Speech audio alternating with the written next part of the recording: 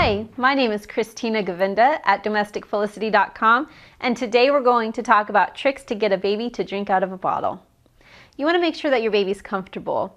Nobody wants to eat when they're uncomfortable or wet, so you want to make sure that they are burped if possible, that their diaper is dry and clean, and you also want to try and feed them when they're hungry but not starving. If you wait until they're starving, they're going to be very upset with you, and it might be pretty difficult to get them to latch on and eat. Okay, so you take your baby, recline them a little bit, not all the way down.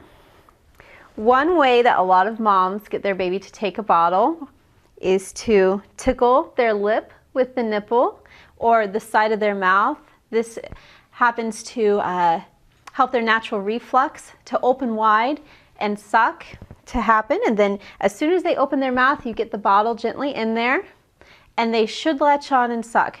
If you continue to have problems and they don't seem interested, there might be something else wrong.